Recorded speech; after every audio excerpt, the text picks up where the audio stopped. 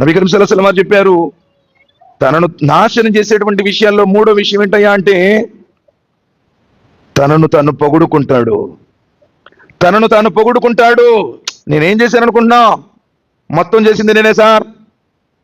ఈ మసీదు కట్టించింది, ఆ మదర్సా కట్టించింది, వీళ్ళందరికీ చేపిస్తుంది, ఇదంతా నిలబడదా నేను చేశాను. నేను అసలు నేనంటే ఏమనుకుంటున్నారు మీరు? అతని ఒక ప్రజెంటేషన్.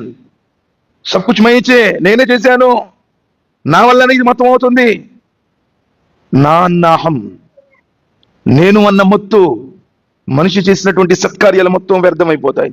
ప్రపంచాన్ని పరిపాలించారే వాళ్ళు. రేత్రిపూట గురకావాణిలాగా కాపలా కాశారే.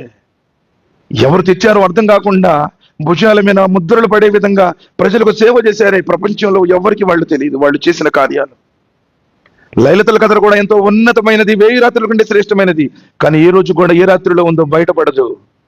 కానీ మనం ఇంత చేసి అంతమందికి ఫోటోలు, పాంప్లెట్స్, వాట్సాప్లు, ఫేస్బుక్లో, ఇన్స్టాగ్రామ్లో అస్తగ్ఫిరుల్లా. తనను తాను పొగుడుకునేవాడు. కుత్కా తారీఫ్ కర్లేతే ఉన్నో అందరిలో వాడు పొగుడుకుంటాడు, అందరూ పొగడాలనుకుంటాడు. అస్తగ్ఫిరుల్లా. ప్రతి నమాజులో చెప్తున్నాం అల్హమ్దులిల్లాహి రబ్బిల్ ఆలమీన్, తమాం తారీఫ్ ఉసి అల్లాహ్ రబ్బుల్ ఆలమీన్ కే లియే. మరి నీకు పొగడతలేదు ఎవడయ్యా నువ్వు? ఆయన ఇచ్చాడు కాబట్టి జ్ఞానం సంపాదిస్తున్నావు, ఆయన ఇచ్చాడు కాబట్టి ఆరోగ్యంలో తిరుగుతూ ఉన్నావు, ఆయన ప్రసాదించినటువంటి అనుగ్రహాలు ఇవన్నీ. నువ్వేదైనా చేస్తున్నావంటే అది నీ టాలెంట్ కాదు, అది నీ ప్రభు అల్లాహ్ సుబ్హానహు వ తఆలా నీకు ఇచ్చినటువంటి వరాలు. కాబట్టి నిన్ను నువ్వు పొగుడుకోవడం మానుకో. నేను ఒక ఆలింననో, నేను ఒక దాయిననో, నేను ఒక అమీర్ననో, లేకపోతే నేను ఒక ప్రసంగికున్ననో, లేకపోతే నేను మసీదుకి సందా ఇచ్చేవాడినో. నీ కోసం ఇస్తున్నావు, నీ ఆకృతి కోసం ఇస్తున్నావు, నీ సమాధిని బాధల్ని తప్పించుకోవడం ఇస్తున్నావు, నరకమైన అగ్నిగుండం నుండి కాపాడుకోవడం ఇస్తున్నావు. కాబట్టి నిన్ను నువ్వు పొగుడుకోవటం తగ్గించుకో.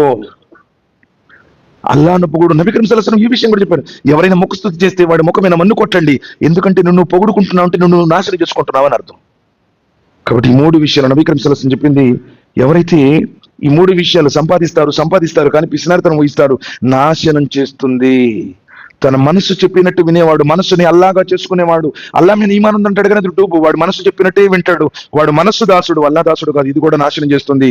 3వది తనను తను పొగుడుకునేవాడు, వీడు కూడా నాశనం అయిపోతాడు, అలాగైపోతాడు.